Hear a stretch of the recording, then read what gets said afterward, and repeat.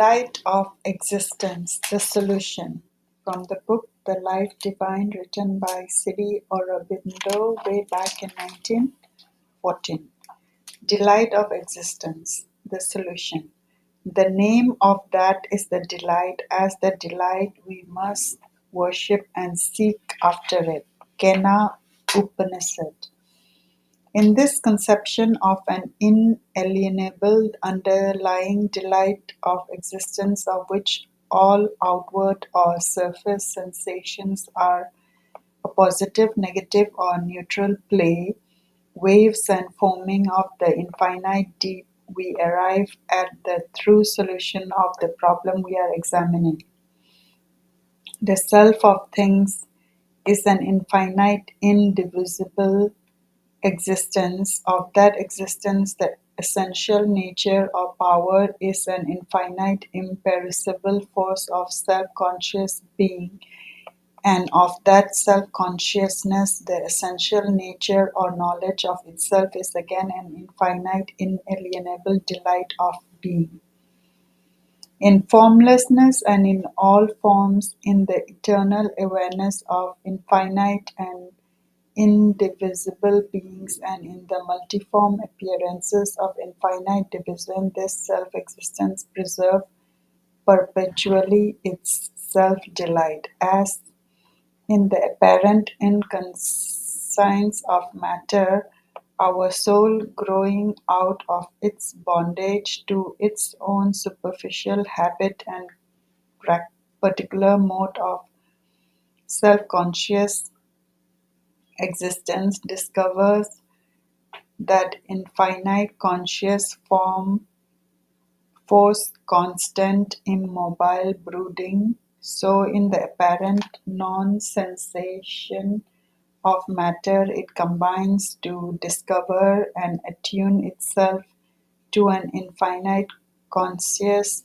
delight, imperturbable, ecstatic, all-embracing. This delight is its own delight. This self is its own self in all. But to our ordinary view of self and things which awakes and moves only upon surfaces, it remains hidden, profound, subconscious. And as it is within all forms, so it is within all experiences, whether pleasant, painful, or neutral. There too, hidden, profound, subconscious, it is that which enables and compels things to remain in existence. It is the reason of that clinging to existence, that overmastering will to be translated vitally as the instinct of self-preservation, physically as the imperishability of matter, mentally as the sense of immortality which attends the form existence through all its phases of self-development, and of which even the occasional impulse of self-destruction is only a reverse form, an attraction to other state of being and a consequent recoil from present state of being.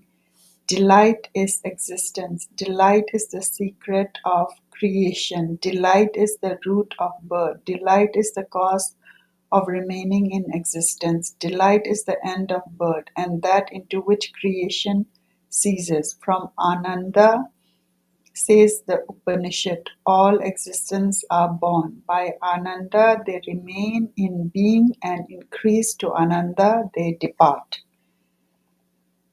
As we look at these three aspects of essential being, one in reality, triune to our mental view, separable only in appearance, in the phenomena of the divided consciousness, we are able to put in their right place the divergent formulae of the old philosophy, so that they unite and become one, ceasing from their age-long controversy. For if we regard world existence only in its appearance and only in its relation to pure, infinite, indivisible, immutable existence. We are entitled to regard it, describe it, and realize it as Maya. Maya, in its original sense, meant a comprehending and containing consciousness capable of embracing, measuring, and limiting, and therefore formative. It is that which outlines, measures out, molds, forms in the formless, psychologies, and seems to make knowable the unknowable, geometrizes, and seems to make measurable the limitless. Later, the world came from its original sense of knowledge, skill, intelligence to acquire a pejorative sense of cunning, fraud, or illusion, and it is in the figure of an enchantment or illusion that it is used by the philosophical system. World is Maya.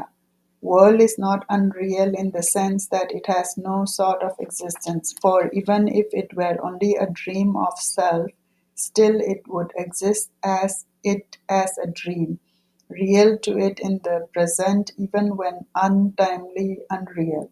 Nor ought we to say that world is unreal in the sense that it has no kind of eternal existence, for although particular worlds and particular form may or do dissolve physically and return mentally from the consciousness of manifestation into the non-manifestation, yet form in itself, world in itself are eternal. From the non-manifestation they return inevitably into manifestation. They have an eternal recurrence, if not an eternal persistence, an eternal immutability in sum and foundation, along with an eternal mutability in aspect and apparition.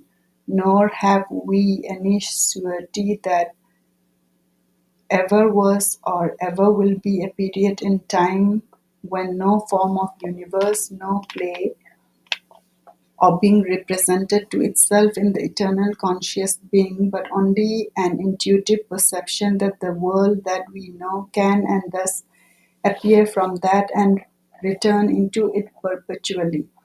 Still, world is Maya because it is not the essential truth of infinite existence, but only a creation of self-conscious being, not a creation in the void, not a creation in nothing and out of nothing, but in the eternal truth and out of eternal truth of that self being. Its continent, origin, and substance are the essential real existence, its form are mutable formation of that to its own conscious perception determined by its own creative conscious force. They are capable of manifestation, capable of non-manifestation, capable of other manifestation.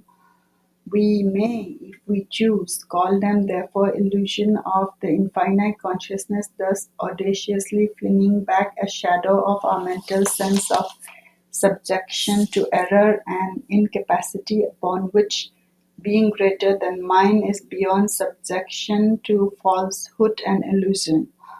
But seeing that the essence and substance of existence is not a lie, and that all errors and deformation of our divided consciousness represent some truth of the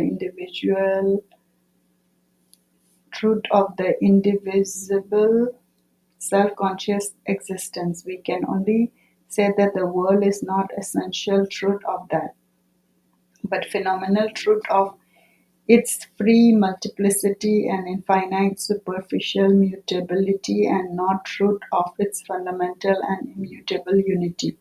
If, on the other hand, we look at world existence in relation to consciousness only and to force of consciousness, we may regard, describe, and realize it as a movement of force obeying some secret will, or else some necessity imposed on it by the very existence of the consciousness that possesses or regards it. It is then the play of Prakriti, the executive force to satisfy, Purusha, the regarding and enjoying conscious being, or it is the play of Purusha reflected in the movements of force and with them identifying himself, world, then is the play of the mother of things moved to cast herself forever into infinite forms and avid of eternally outpouring experiences. Again, if we look at world existence rather in its relation to the self delight of eternally existent being, we may regard, describe, and realize it as Leela, the play, the child's joy and poet's joy, the actor's joy, the mechanician's joy of the soul of things eternally young, perpetually inexhaustible, creating and recreating himself and himself for the sheer bliss of that self creation, of that self representation, himself the play, himself the player, himself the playground.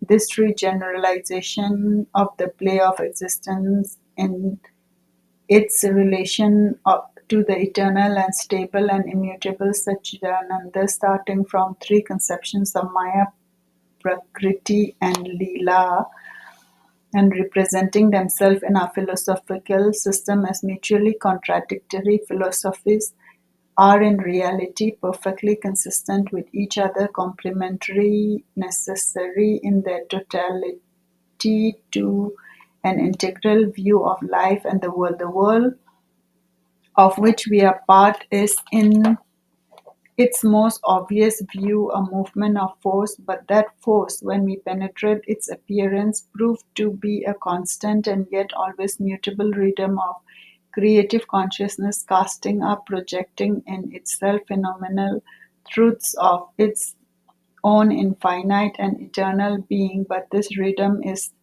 in its essence, cause and purpose a play of the infinite delight of being ever busy with its own innumerable self-representation. This triple or triune view must be the starting point of all our understanding of the universe. Since then, eternal and immutable delight of being moving out into infinite and variable delight of becoming is the root of the whole matter. We have to conceive one indivisible conscious being behind all our experiences, supporting them by their inalienable delight and affecting by its movement the variations of pleasure, pain, and neutral indifferences in our sensational existence. This is our real self, our the mental being subject to the triple vibration can only be a representation of our real self put in front of the purpose of that sensational experience of things, which is the first rhythm of our divided consciousness in its response and reaction to the multiple contacts of the universe. It is an imperfect response, a tangled and discordant rhythm preparing and preluding the full and unified play of the conscious being in us. It is not the true and perfect symphony that may be ours if we can once enter into symphony with the one in all variation and attune ourselves to the absolute and universal dispassion. If this view be right, then certain consequences inevitably impose themselves.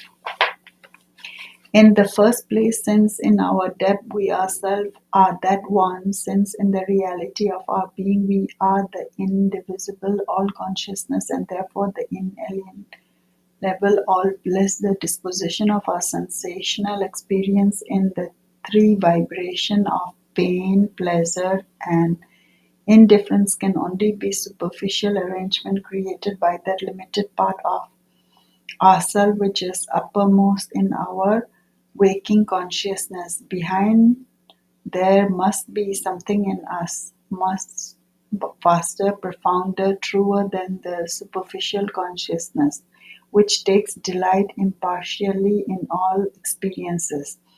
It is that delight which secretly supports the superficial mental being and enables it to persevere through all labor, suffering, and ordeal in the agitated movement of the becoming.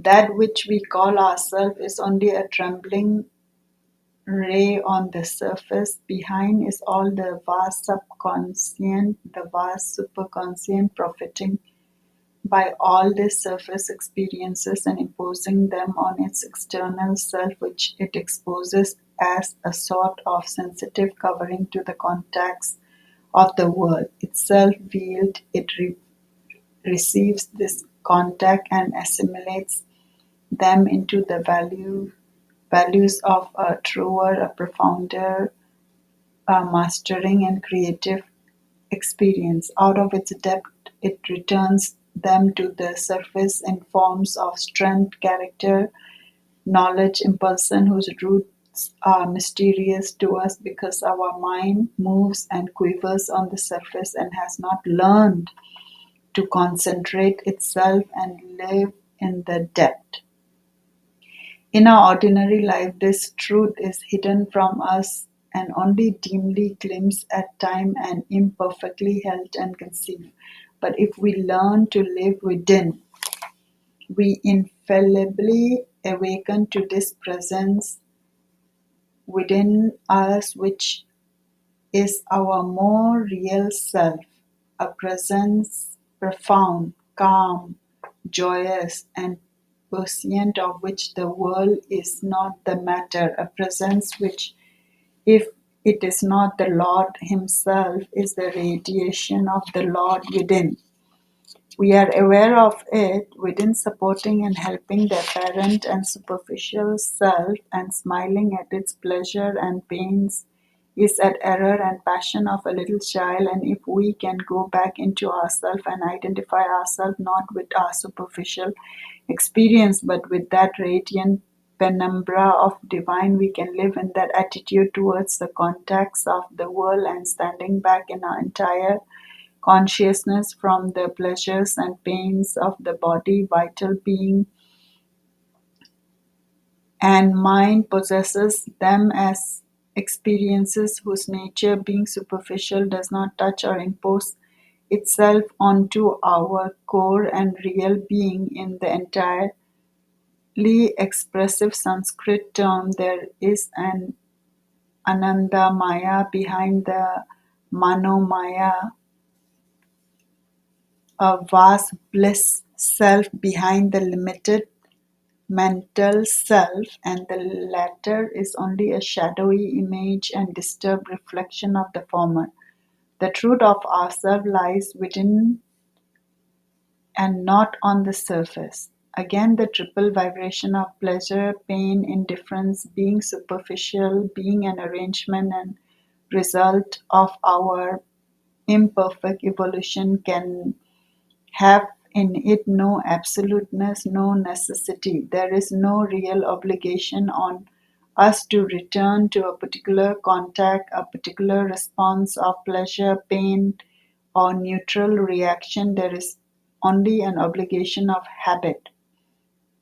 We feel pleasure or pain in a particular contact because that is the habit our nature has formed, because that is the constant relation the recipient has established with the contact. It is within our competence to return quite the opposite response, pleasure, where we used to have pain.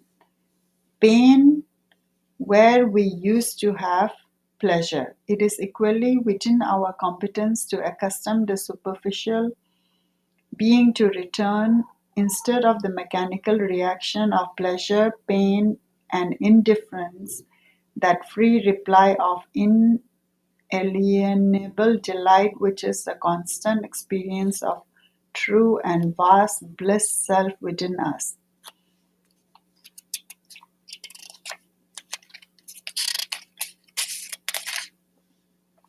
And There is a greater conquest, a still deeper and more complete self-possession than a glad and detached reception in the depths of the habitual reaction on the surface, for it is no longer a mere acceptance without subjection, a free acquiescence in imperfect values of experience, but enables us to convert imperfect into perfect, false into true values, the constant but veritable delight of the spirit in things taking the place of dualities experienced by the mental being. In the things of the mind, this pure habitual relativity of reactions of pleasure and pain is not difficult to perceive. The nervous being in us indeed is accustomed to a certain fixedness, a false impression of absoluteness in these things. To its to it victory, success, honor, good fortune of all kinds are pleasant things in themselves absolutely and must produce joy as sugar must taste sweet. Defeat, failure, disappointment, disgrace, evil fortune, and all kind of unpleasant things in themselves absolutely and must produce grief. A wormwood must taste bitter. To vary this response is to it a departure from the fact. Abnormal and morbid from the nervous being is a thing enslaved to habit and in itself the means devised by nature for fixing constancy of reaction, sameness of experience, the subtle scheme of men's relation to life. The mental being, on the other hand, is free, for it is the means he has devised for flexibility and variation, for change and progress. It is subject only so long as it chooses to remain subject, to dwell in one mental habit rather than in another, or so long as it allows itself to be dominated by its nervous instrument. It is not bound to be grieved by defeat, disgrace, loss. It can meet these things and all these things with a perfect indifference. It can even meet them with a perfect gladness. Therefore, man finds that the more he refuses to be dominated by his nerves and body, the more he draws back from the implication of himself in his physical and vital parts, the greater is his freedom. He becomes the master of his own response to the world's contact, no longer the slave of external touches. In regard to physical pleasure and pain, it is more difficult to apply the universal truth, for this is the very domain of the nerves and the body, the center and the seat of that in us nature is to be dominated by external contact and external pressure. Even here, however, we have glimpse of the truth. We see it in the fact that according to the habit, the same physical contact can be either pleasurable or painful, not only to different individual but to the same individual under different condition or at different stages of his development. We see it in the fact that men in period of great excitement to high exaltation remain physically indifferent to pain and unconscious of pain under contacts which ordinarily would inflict even inflict severe torture or suffering. In many cases, it is only when the nerves are able to reassert themselves and remind the mentality of its habitual obligation to suffer that the sense of suffering returns. Then this return to the habitual obligation is not inevitable, it is only habitual. We see that in the phenomenon of hypnosis. Not only can the hypnotized subject be successfully forbidden to feel the pain of a wound or puncture when in the abnormal state, but can be prevented with equal success from returning to his habitual reaction of suffering when he is awakened. The reason of this phenomenon is perfectly simple. It is because the hypnotizer suspends the habitual waking consciousness, which is the slave of the nervous habit, and is able to appeal to the subliminal mental being in the depth, the inner mental being who is the master, if he wills, of the nerves and the body. But this freedom, which is affected by hypnosis abnormally rapidly without true possession by an alien will, may equally be won normally gradually with true possession by one's own will, so as to effect partially or completely a victory of the mental being over the habitual nervous reaction of the body. Pain of mind and body is the device of nature, that is to say, of force in her work meant to subserve a definite transitional end in her upward evolution. The world is, from the point of view of an individual, a play and complex shock of multitudinous force. In the midst of this complex play, the individual stands as a limited constructed being with a limited amount of force, exposed to numberless shocks which may wound, maim, break up, or disintegrate the construction which he calls himself. Pain in the nature of a nervous and physical recoil from a dangerous or harmful contact. It is part of what the Upanishad call jugupsa, the shrinking of the limited being from that which is not himself and not sympathetic or in harmony with himself, its impulse of self defense against others.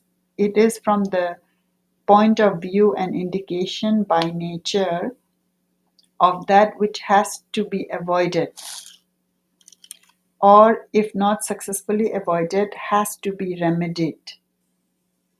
It does not come into being in the purely physical world so long as life does not enter into it, for till then mechanical methods are sufficient.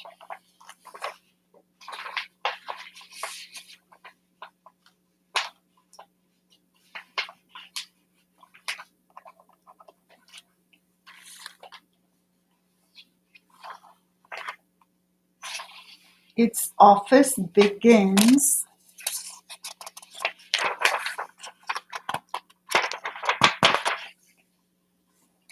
when life, with its frailty and imperfect possession of matter, enters into the scene. It grows with the growth of mind in life. Its office continues so long as mind is bound in the life and means of action subjected to their limitations and to the egoist impulse and aims which are born of those limitations. But if and when mind in man becomes capable of being free, unegoistic, in harmony with all other being and with the play of the universal forces, the use and office of suffering diminishes. Its raison d'etre must finally cease to be, and it can only continue as an atavism of nature, a habit that has survived its use, a persistence of the lower in the as yet imperfect organization of the higher. Its eventual elimination must be an essential point in the destined conquest of the soul over subjection to matter and egoistic limitation in mind. This elimination is possible because pain and pleasure themselves are currents, one imperfect, the other perverse, but still currents of the delight of existence. The reason for this imperfection and this perversion is the self-division of the being in his consciousness by measuring and limiting Maya, and in consequence an egoist aesthetic and piecemeal instead of a universal reception of contacts by the individual. For the universal soul, all things and all contacts of things carry in them an essence of delight best described by Sanskrit aesthetic term rasa, which means at once sap or essence of a thing and its taste. It is because we do not seek the essence of the thing in its contact with us, but look only to the manner in which it affects our desire and fears, our cravings and shrinkings, that grief and pain, imperfect and transient pleasure or indifference, that is to say, blank inability to seize the essence, are the form taken by the rasa. If we could be entirely disinterested in mind and heart and impose that detachment on the nervous being, the progressive elimination of this imperfect and perverse form of rasa would be possible, and the true essential taste of the inalienable delight of existence in all its variation would be within our reach. We attain to something of this capacity for variable but universal delight in the aesthetic reception of things as represented by art and poetry, so that we enjoy there the rasa or taste of sorrowful, the terrible, even the horrible or repellent, and the reason is because we are detached, disinterested, not thinking of ourselves or self defense, jugupsa, but only of the thing and its essence. Certainly, this aesthetic reception of contact is not a precise image or reflection of pure delight, which is supramental and supra-aesthetic, for the latter would eliminate sorrow, terror, horror, and disgust with their cause, while the former admits them, but it represents partially and imperfectly one stage of the progressive delight of the universal soul in things in its manifestation, and it admits us in one part of our nature to that detachment from egoistic sensation and that universal attitude through which the one soul sees harmony and beauty, where we divided beings experience rather chaos and discord. The full liberation can come to us only by a similar liberation in all parts, the universal aesthetics, the universal standpoint of knowledge, the universal detachment from all things, and yet sympathy with all in our nervous and emotional being. Since the nature of suffering is a failure of the conscious force in us to meet the shock of existence and consequent shrinking and contraction, and its root is an inequality of that receptive and possessing force due to our self-limitation by egoism subsequent on the ignorance of our true self, of Satchidananda. The elimination of suffering must first proceed by substitution of titiksha, the facing, enduring, and conquest of all shocks of existence, for jugupsa, the shrinking and contraction. By this endurance and conquest, we proceed to an equality which may be either an equal indifference to all contacts or an equal gladness in all contacts, and this equality again must find a firm foundation in the substitution of the Satchidananda consciousness, which is all bliss, for the ego consciousness, which enjoys and suffers. The Satchidananda consciousness may be transcendent of the universe and aloof from it, and to that state of distant bliss, the path is equal indifference. It is the path of the ascetic, or the Satchidananda consciousness may be at once transcendent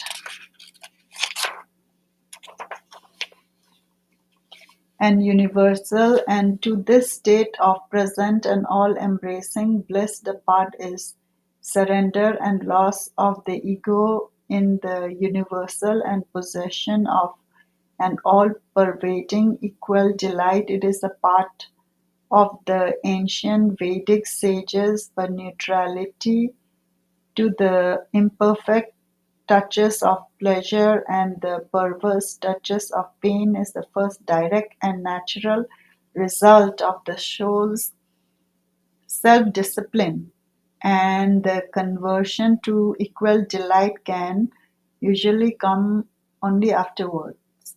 The direct transformation of the triple vibration into Ananda is possible but less easy to the human being. Such then is the view of the universe which arises out of integral Vedantic affirmation and infinite, indivisible existence, all blissful in its pure self-consciousness, move out of its fundamental purity into the varied play of force that is consciousness, into the movement of Prakriti, which is the play of Maya. The delight of its existence is at first self-gathered, absorbed, subconscious in the basis of the physical universe, then emergent in a great mass of neutral movement that is not yet what we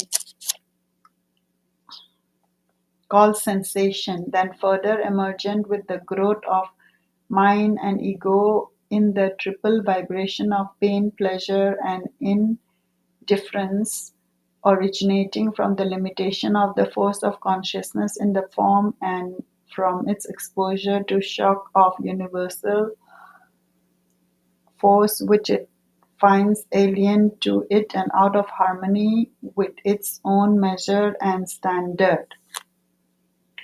Finally, the conscious emergence of the full Satchidananda in its creation by universality, by equality of self-possession and conquest of nature. This is the course and movement of the world.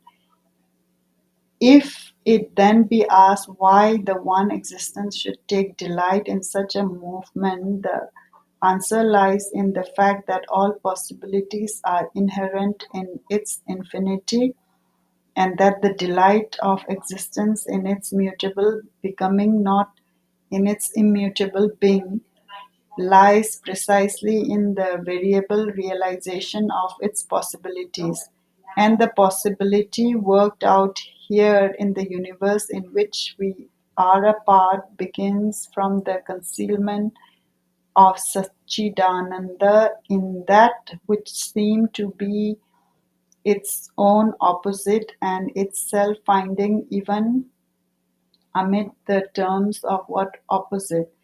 Infinite being loses itself in the appearance of non-being and emerges in the appearance of a finite soul. Infinite consciousness loses itself in the appearance of a vast, indeterminate inconscience and emerges in the appearance of a superficial limited consciousness. Infinite self-sustaining force lost itself in the appearance of chaos of atoms and emerged in the appearance of the insecure balance of a world.